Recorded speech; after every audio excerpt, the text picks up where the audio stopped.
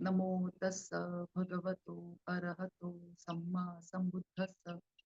Namo tassa bhagavato arahato samma sambuddhassa. Namo tassa bhagavato arahato samma sambuddhassa. Namaste everyone.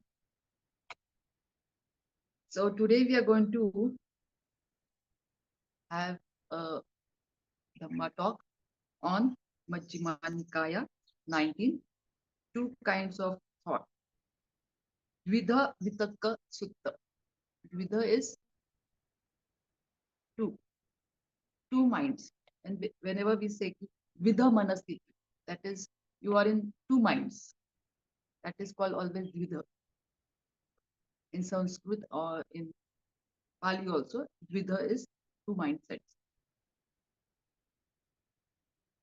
So here I shall start reading. Thus have I heard on one occasion. The Blessed One was living at Shravati in Jeta's grove, Anathapindika's park. Here he addressed the students. Thus, students said, Venerable Sir,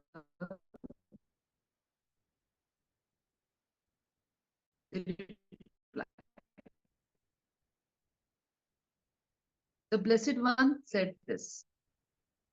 Students, before Bodhisatta, it occurred to me, suppose that I divide my thoughts into two classes. Thoughts of ill will, thoughts of cruelty, and I set on the other side thoughts of renunciation, thoughts of non-ill will, and thoughts of non-cruelty. You know why I like this sutta? I've read it many times. I think twice I've read. This is the second time I'm reading about it. Because this is the baseline.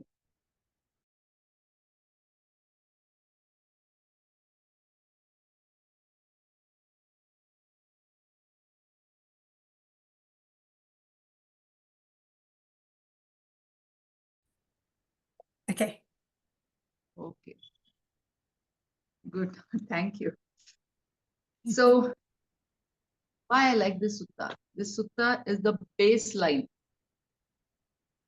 for meditation. See, whenever we think that we have recognized suffering, there is suffering. And why we are recognized, why we are suffering, that is the research that we are going to go through. So, any research, any kind of research, first of all, you need to be secluded from everything, from all your sensual pleasures, everything you have to be. For any research, now if you see the scientists going for any research, they stop doing any other thing, but focus or get your mind collected towards the thing that they want to research. The same way, Bodhisattva also went for research about himself. Why is he suffering? That was the question for him. So he started experimenting. We have to experiment for any research. So every research is done, an experiment has to be done for any research. The same way, even Bodhisattva, he was experimenting himself. And we all have to experiment ourselves. But he has shown us this way. While even he was experiencing all this unwholesome thoughts, wholesome thoughts, and he recognized. So he was experimenting on his own thoughts. So that is why he said, students, before my enlightenment, means he was again experiencing, he was not enlightened, he was a bodhisattva. While I was still only an unenlightened bodhisattva, it occurred to me, suppose I divide my thoughts into two classes. So even everyone suffers to these two thought patterns. One is good, wholesome, one is unwholesome. And that is why he also went through and he recognized it is so simple to just dissect and bisect those thoughts. Keep aside unwholesome thoughts on one side, wholesome thoughts on other side. Now, what are unwholesome thoughts? The 5 basic hindrances that rise up. Now we all are meditating. So we have understood. We all have these hindrances. Even Bodhisattva also had this hindrance. That is hindrances of sensual craving, aversion. Aversion is a other side of the same point of craving, that I like it or I don't like it. So craving, aversion, restlessness, doubt, sloth, and torpor. So all these, even he also had gone through. And in fact, it is very good that we all have these uh, hindrances. And we also, it's very good that we know that we are suffering because of this hindrance. There are many people who do not even understand that they are suffering because of these hindrances. And we have started understanding, that is why we have started meditating. And meditation is a lab. When you are meditating, you are in a laboratory where you are experimenting with your own thought patterns. That is the baseline.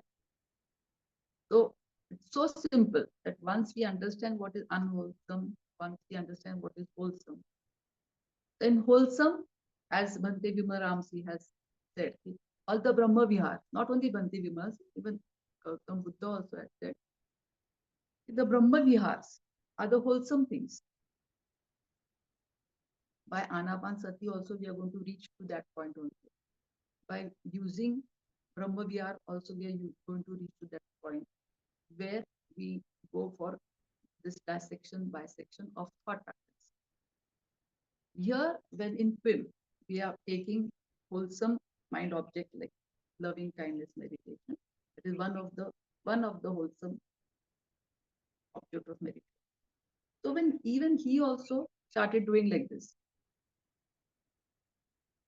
then I set on one side sensual desires, thought of ill will, that is craving, thoughts of cruelty, and I set on the other thoughts of renunciation, that is letting go, that is siksa, thoughts of non-ill will, that is loving kindness, metta meditation, and thoughts of non-cruel, that is again loving kindness.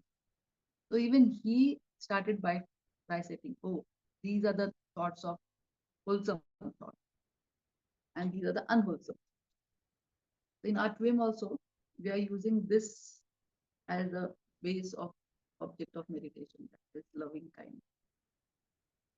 So then he sat down. Even as usual, we also sit down. As I abided, thus accepted, thus diligent, ardent, and resolute. Whenever we sit, we also sit for meditation. He was more strong and he had taken a decision. The same way, even we have to take a decision whenever we are sitting or meditating. We have to make this decision, uh, conscious decision, that I will also bisect and dissect, make two sets of thoughts. One is wholesome, one is unwholesome. We all know we have chosen this loving kindness meditation, very conscious decision of being our mind collected towards loving kindness. And when the mind goes to any hindrances, do 6 hours. Even he also did. Bodhisattva also did the same thing. As I abided thus, diligent, ardent, and resolute, a thought of sensual desire arose in me. Even when we are meditating also, any sound comes and our mind gets diverted over it. And we start making a story, we make a clinging, any sound, why this sound is there. Supposing if you are meditating and there's some construction sound and your mind gets diverted towards it. If you take it personally, you're not mindful. And then the whole story clinging stuff, why they have to do, even on the Sundays, they have to do this construction. There is no need. Sunday is a holiday. This is a story that we start. This is the clinging. And our mind gets more and more entangled into those things. But the moment you listen, that noise comes. You just 6 hours, relax, smile. Little by little, you are coming out, taking it personally.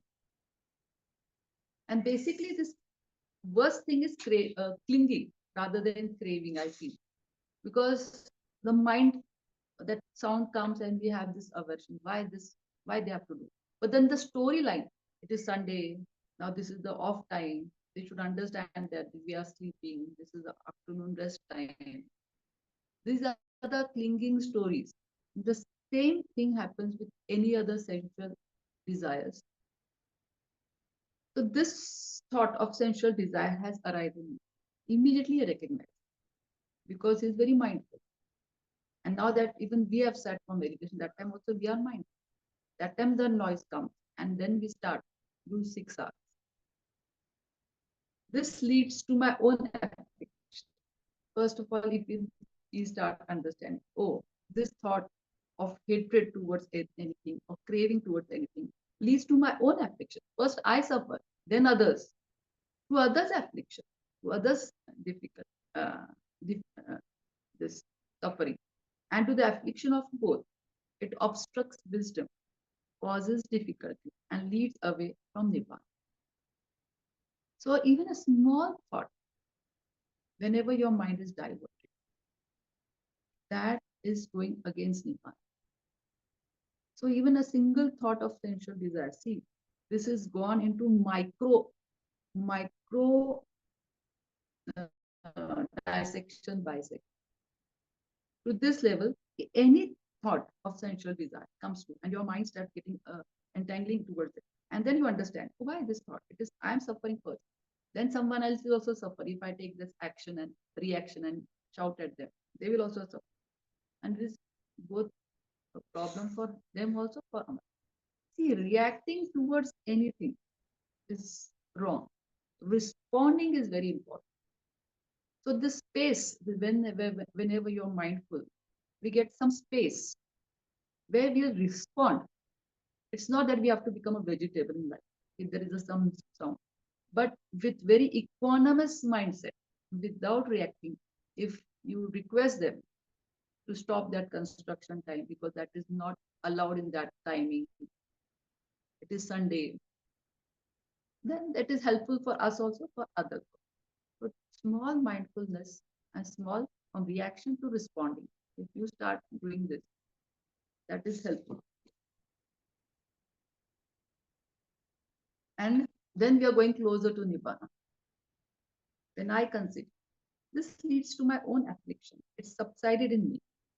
The moment we understand, oh, if I'm going towards hatred or towards any sensual desire or towards any hindrances, and then you 6 hours it and relax yourself, then once you understand, okay, first I am going to suffer because of this. Moment it subsided. And when I considered, this leads to others' affliction. It subsided in me. When I considered this leads to affliction of both, it subsided in me. When I consider this obstructs wisdom, causes difficulty, and leads away from Nibbana, it subsided in me. Whenever a thought of sensual desire arose in me, I abandoned it, removed it, did away with it. Now, how do we abandon it? How do we remove it? By 6 hours. This is the wonderful technique what Bhante Vimaramsi has given us. The relaxed step. Any object of meditation can be anything. It can be your breath or loving kindness or a main is whenever your mind gets entangled into any sensual desire or any hindrances, one of any hindrances,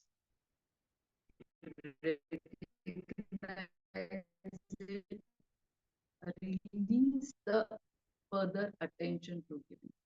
That means what you're doing is unwholesome things come. Then we're abandoning whatever has unnecessary arise. It is not that you will never have hindrances coming up. In fact, when the object of meditation is very light, like loving kindness, we have told us, and not focus, it is collected. I just love this because it is collected mindset where you understand that hindrances are there at the background. Your mind is with loving kindness. You are not getting entangled into that. That is a wonderful mindset, and you are aware of any sound coming up. You're aware of things happening around your side. Completely awareness is there, but you're not affected because your mind is collected. And if you know that your mind is towards your loving kindness, it is revolving around the object of meditation, loving kindness, or it has gone into some essential, into any hindrances, entered. The moment you understand it has entered into any hindrances, Just 6 hours and you come back smiling. So there's a relaxed step. Just relax first and then come. This basic relaxed step is so important. Even when it is helpful at the end also. You are whenever you're going to become an aran or sotapan, whatever state. That time also, unless you're not relaxed, you will not. Even Bhante Ananda, he knew everything. But the craving he started that I want to become an aran, and he was not relaxed. The moment he accepted and got relaxed, he was enlightened. So relaxed step is so important. And we have the opposite. Why we are entered into hindrances? Because this what you call restlessness is there in us. Even that restlessness we can see in our own meditation also sometimes. Unnecessary. Supposing there's some pleasant dhanas we have gone, then we try to hold on to it. There's some restlessness. Are today I want to have a good lecture. Are today was a bad. Because there was restlessness. You are having some expectations. So restlessness, because for many lives we are restless. There was our mind was always craving for food because now we have enough of food or something. We don't have to crave. But imagine some few thousand years back, we all have gone through wars. We all have gone through starvation. We all have gone through famine, and we all have suffered. That is why our mindset is still like that. Now also we have everything, but still craving. Craving about what? Seeing the reels of the mobile. We keep on doing because our mind wants something all the time. Even we have enough, still it wants to move some. So this craving and then clinging towards it is so harmful. And now, because of meditation, at least slowly we have started understanding what is wholesome, what is unwholesome. But this experiment is very important in every group sitting, in every sitting meditation you do. We go a little deeper, and this Dvedhāvitakka Sutta, every time we are into two mindsets. So always we have to choose the wholesome and get abandoned with the unwholesome. Cut off for every moment to moment in 24 hours. It's not like only you're sitting. In sitting, we go a little deeper, we understand things like how when we do some writing in school, we go for some time. But the whole life is not about school, not going to school. So there we learn and we use it. We have to apply it. Then only it is helpful for us.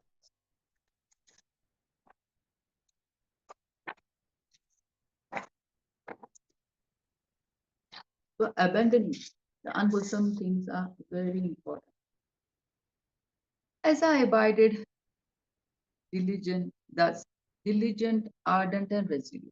So he was always, every time he's coming to this position, as I abided thus, diligent, ardent, and resolute. So in every sitting, we have to have this mindset. Or every day when you wake up in the morning, we have to, today is the day. Tomorrow I do not know if I'm alive or not. Today is the day. That with smile. So at least I will continue smiling the whole day. We have to be that resolute, that diligent about that. Also about the wholesome thoughts, definitely. But even we can carry away with our smile. Today is my day, only one day at a time. Then we can become slowly, slowly, slowly used to all these things. Then it goes into your reflex. Supposing if you want to learn a car, you want to learn driving, what will you do? You go for a course, you learn it. You go for a retreat, how we go, we learn it. But then we have to use it daily. If we do not use it daily basis, then it is gone. That reflects. So once the thing, that reflection of driving goes into you, then you don't have to worry about it. The same way, this meditation has to go into you.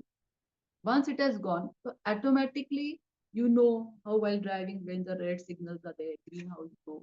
Immediately you're also thinking, but you're still driving. Thoughts are there at the background, but you're still driving. Supposing you're driving from Pune to your intention you have put from Pune to Mumbai or from one place to another place. Means once that intention is there, that I will always be in wholesome. Then, even if they're unwholesome thoughts, still you'll recognize them, release them, relax, and do away with that. And again, be with your wholesome things. The same way, while driving also. Once you know you've gone from Pune to Mumbai, thoughts may come that that was very nice. I'll go to Mahabaleshwar, another hill station in our place. But that doesn't mean if you take a U-turn and go to another Mahabaleshwar, then you have lost. That time you have to do 6 hours and come back. You have lost the path. Same way, whenever you are meditating, your at least 1%, even 1% minimum, is towards loving kindness. You are still on the path. You're still whole. Background, there will be thoughts coming and going, but you're not getting entangled into that. Then you have not lost the way. But if you get entangled into that, once you enter into that hindrances, then you have lost the way. Then you have to do recognize, release, relax. Relax the attention. That was a wrong way that you are taken. And come back. So you have to abandon the wrong path. You have to abandon that place. Supposing if you're going to Pune to Mahabaleshwar, and the other way around is to Pune to Mumbai, and you have gone to Mahabaleshwar, you have taken the turn over there. And when you recognize, oh, this path is wrong, even that path is very beautiful, it is more scenic, but still you have to take a U-turn and come back to the path that we have chosen. And we have chosen to become an enlightened person in any one of the lifetimes that is in future. So always we have to choose to be in wholesome thoughts. So as I abided thus, diligent, ardent, and resolute, a thought of ill will arouse in me, a thought of cruelty arouse in me. These thoughts will keep coming. So they are your teachers. They will keep coming. How much attention to give to them is in your hand. That is mindful. You have to see them as strangers. Oh, the thought as ill will has come on me. It's okay. But if I get involved them into them, then you are making a new karma. So you just recognize, oh, there's a thought, but I'm not going to give attention to it. I'll be giving attention to my loving kindness feeling. So I understood. This thought of cruelty has arisen in me. This leads to my own affliction, to others' affliction, and to the affliction of both. That is suffering to I'll suffer, the others will suffer, and both of us will suffer. It obstructs wisdom. That is, it obstructs dependent origination. Causes difficulties. It obstructs like knowing this Four Noble Truth and leads away from Nibbana. Basically, it leads away from Nibbana. If we have chosen the path of Nibbana, then one should understand that it is, even if the path of Nibbana is little very tough, we have to see that whatever essential pleasures, they are very pleasant, sensual desires. Why our mind always goes to these hindrances, specifically the sensual pleasures, because they are very pleasant. But once you start getting pleasurable experiences, pleasant experiences in jhanas, then slowly your mind starts saying, hey, you're in jhanas. So your mind, the inclination will start going towards meditation, towards doing 6 hours, towards relaxing, towards smiling, towards being in loving kindness. So when I considered thus, it subsided in me. Whenever a thought of cruelty arose in me, I abandoned it, removed it, and did away. Once we get this tool in this, how to use 6 hours, not as a stick. We should not use 6 hours as a stick. We just have to use it to be more mindful. Come back again to our joyful, loving kindness feeling. That's it. Let the hindrances be at the background. Now they don't affect us so much. See, once we are matured enough, our mind is more matured enough. Even if someone knocks at the door, we will see them as a stranger. But a young child who is just, they will feel so, who is calm, who is, they'll get scared. Now we understood. Why take it personally? There is someone standing near our doorstep. Let him stand. I will not give attention to that person. Will not take that person personally. And then that person will go away. But if you shout at them, scream at them, we are suffering, even we are making others also. This is how we take things personally. This is how we take our hindrances also personally. They are just like strangers. But they will come and go on your doorstep. Bhikkhus, whatever a bhikkhu frequently thinks and ponders upon, that will become the inclination of the mind.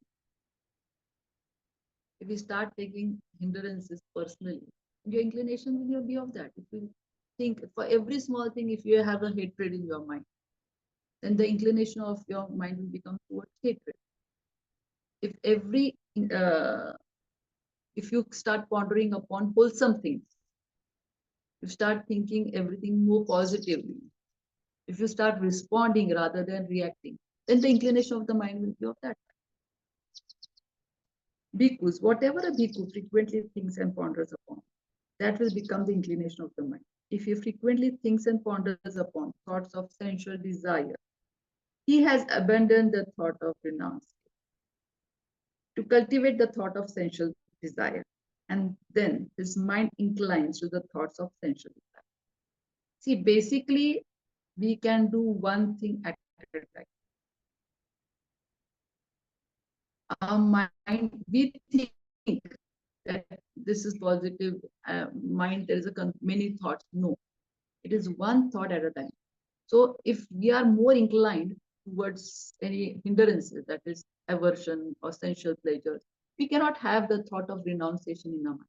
So we cannot have both the thoughts going. It is, even if it is dvidha manasthiti, it is only one thing at a time. Dvidha is two, where you're giving attention sometimes here, sometimes there. So it is, that is why.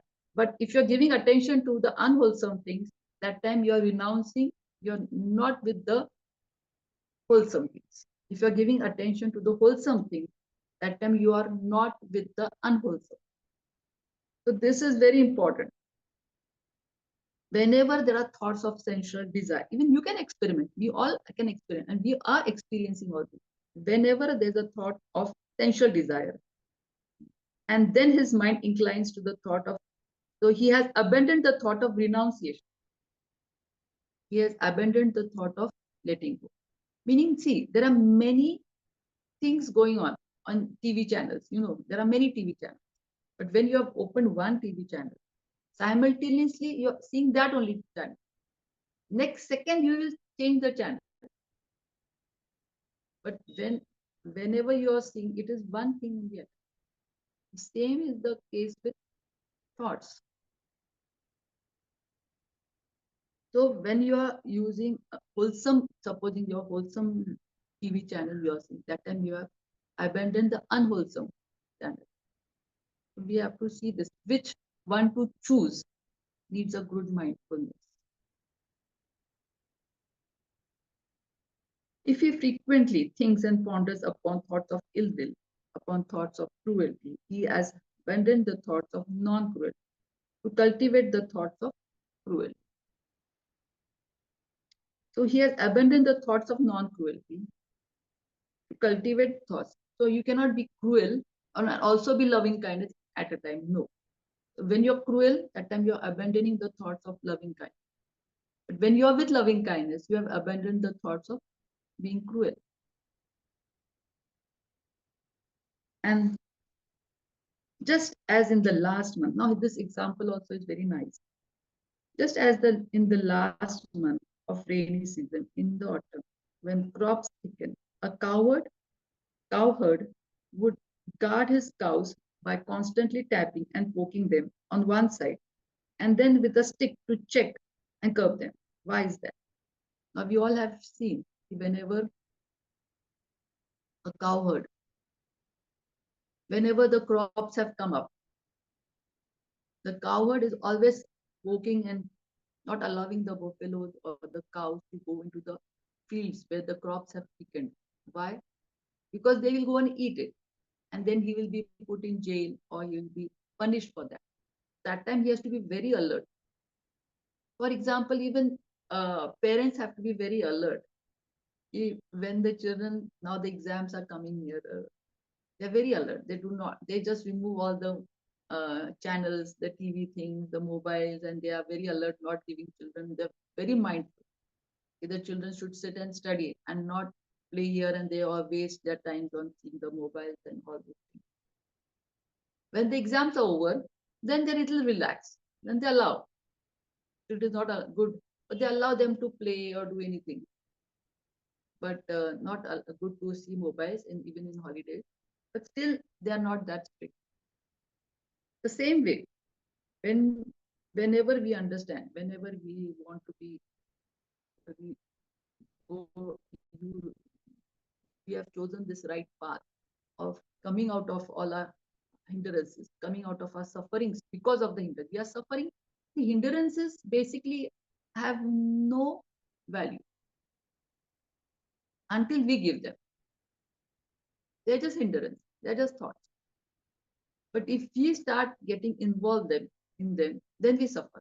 So suffering is the problem. Hindrances is not the problem. So once we know that we suffer because of our hindrances and how to come out of suffering. It is not the hindrances. It is the suffering that comes because of the hindrance.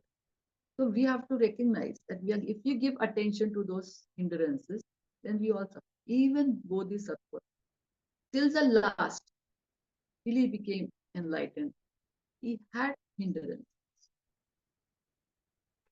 The suffering was getting reduced. The suffering gets reduced.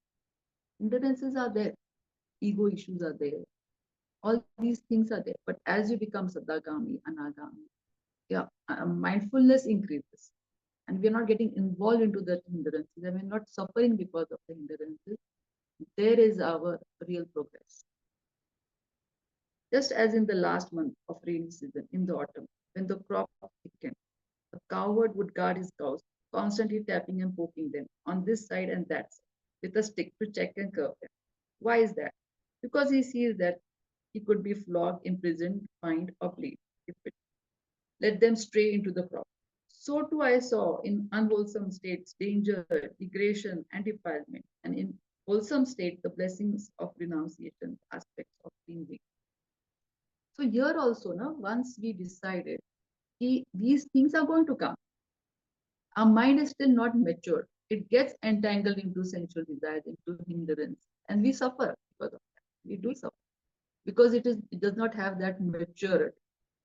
Once our mind becomes more and more alert, more and more mature, and not taking things personally, that the wisdom mind becomes this, then even if this hindrance is there, they will not get affected.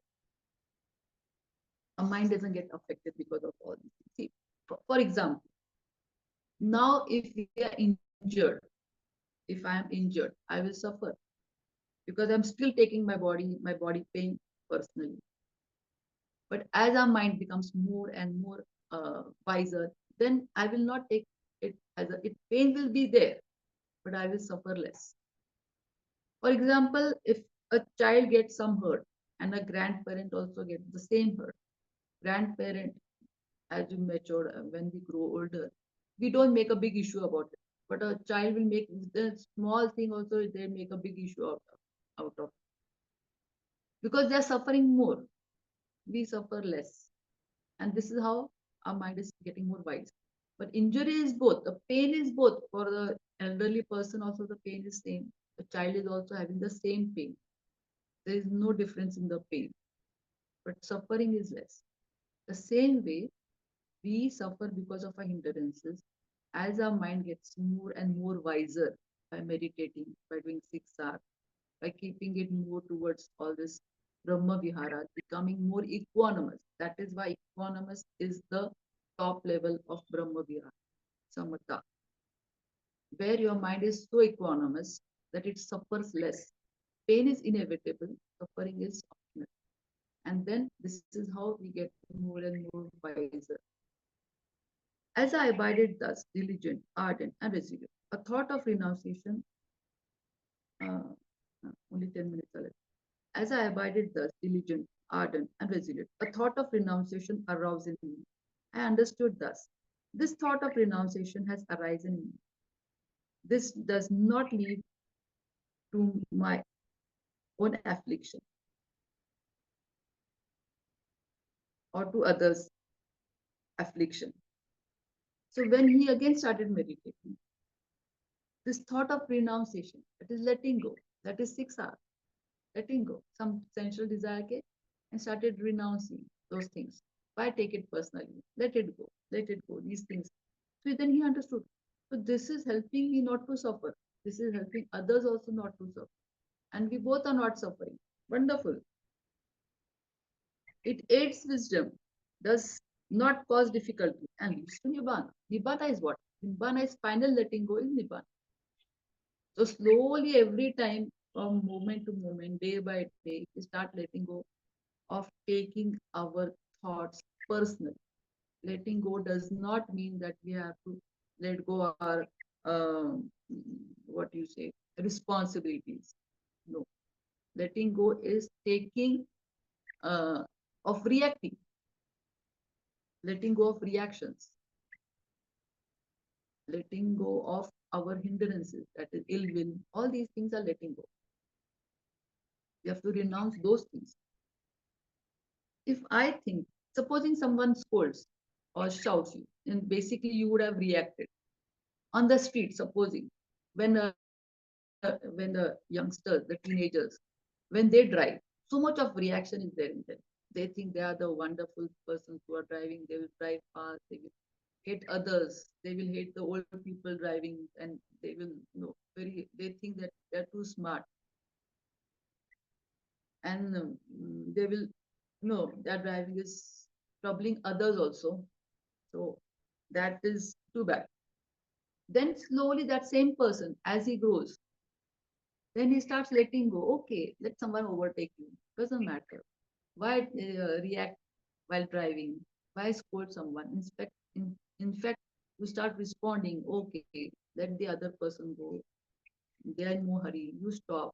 So even these small things. Here also, if you start responding rather than reacting, means you're getting wiser. We have to use all these things in our daily life. And it's not like only while sitting you're in meditating or you're on a Dhamma seat or no. On daily life, while driving, while eating food, while anything that is happening really against you. See, those people who had become Aran, they were not something who had dropped from heaven or something very great people. They were just very common people.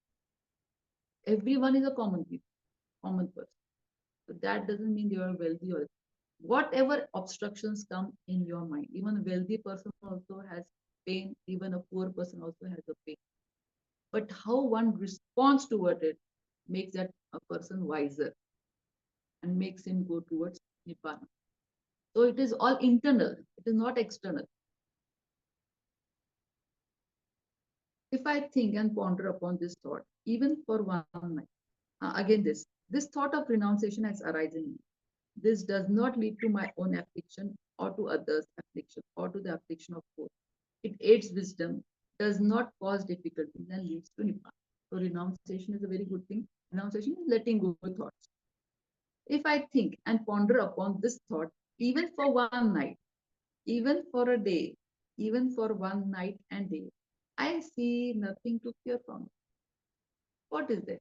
Supposing if you have the desire about traveling, one desire comes and you start getting obsessed because of your habitual tendencies. Like last time also, even I had a urge to travel abroad, and I've already traveled a lot. But this urge was so much. Because last 6 months I was thinking, yeah, I have to go to Australia, travel to Australia. Unnecessary. It was just a tick mark. But then this story behind it started haunting me. See, now that I have the age, I must travel. Now that is the place where I've not seen. There was a craving started. And the story behind it started like this. Later on, I will not be able to fly so long distances.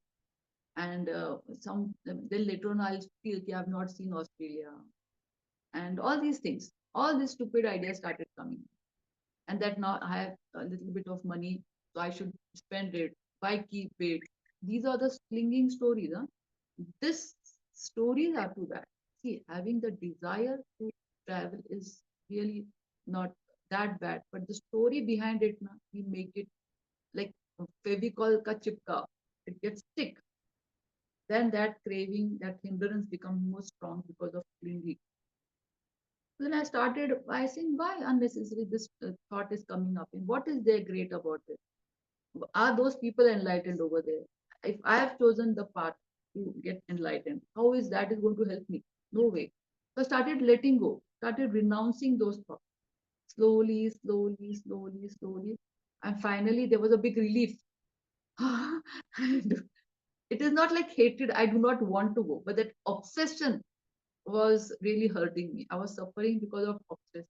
Tomorrow, if I can go also, if I don't go also, so no, it is now I'm equanimous towards. But I had to really work for it. Huh? For 2 to 3 months, I was working on it and letting go that renouncing the thought. And then there was a big relief and the joy came. Oh, this is the obsession and the craving and clinging. This is dependent origination. We have to really dissect and bisect those things. Why? We have to ask any desire whenever it crops up. Why I want? Why I want? Then we come to know how our mind had already made a story around it, like a how you say that worm gets uh, makes that silk around it and gets trapped. I mean, not trapped. It is that this keeps on making. We also do with this clinging and craving. We also get trapped in our own suffering, and we really suffer because of our own traps. Here also says now, whenever you're meditating, what Bhante Vimaramsi has said, do not try too hard. We take this 6 hours as a stick. If we start using it as a stick, that means we are trying too hard.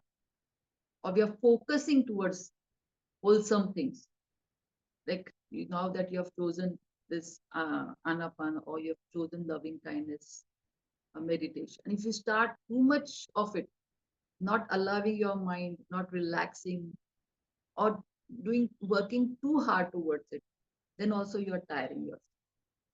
So the bottom line is again over here is do not overstrain yourself and do not stop. But do not stop.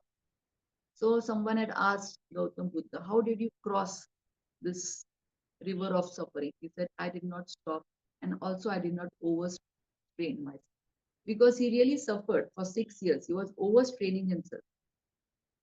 And when he went for this middle path, relaxed path, then it was not overstressed for him. Then he finally, so he did not stop and he did not overstress. Let's say, but with excessive thinking and pondering, I might tire my body. And when the body is tired, the mind becomes strained. And when the mind is strained, it is far from constant. Same Bhante Ananda did. He was a whole night, he was saying, I want to become an Aran. I want to become Aran. He overstressed, strained himself. He got tired. See, wanting to become getting Nibbana is also overstraining. So never do that. Just relax. If when the causes and conditions will be ripened, you will definitely become and you will have this fulfillments in your life. Supposing a junior KG child, he just keeps saying, I want to become a graduate. I want to become a graduate. Are relax. Enjoy first standard, enjoy second standard, enjoy high school. Automatically one day, if you're very sincere, you're not stopping your education. You're continuously getting yourself educated year after year. Definitely you will become graduate. The whole portion is given like that. So when the causes and conditions come, definitely you will reach.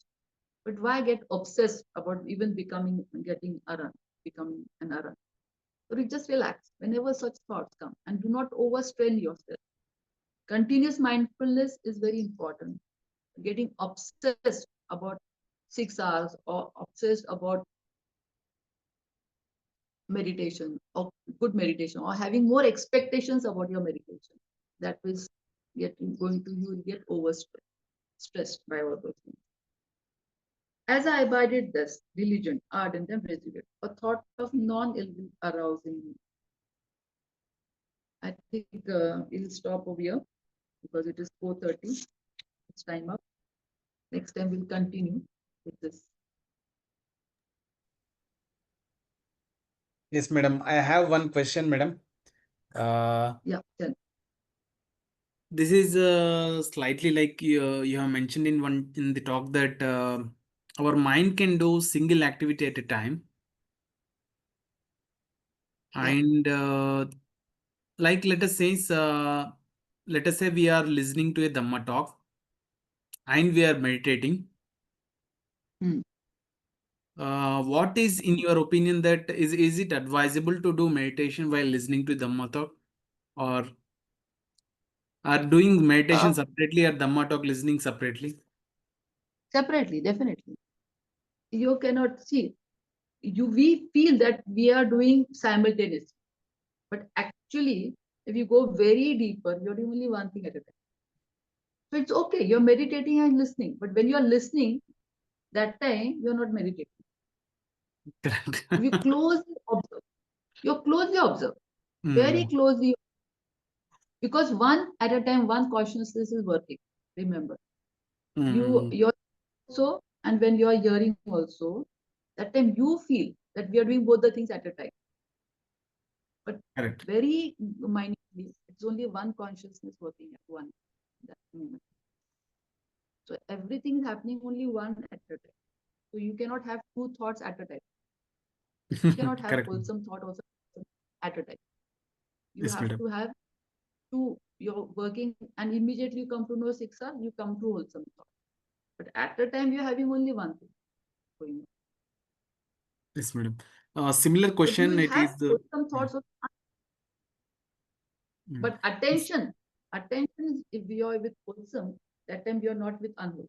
When you're with unwholesome, that time you're not with unwholesome. So attention span is very subtle. Yes, correct, madam. And this also implies to when we are driving a car and we are listening to a Dhamma talk. What is your advice? But your attention is definitely on the driving. Correct. Your attention is Correct. definitely, that is at the background. That is at the background.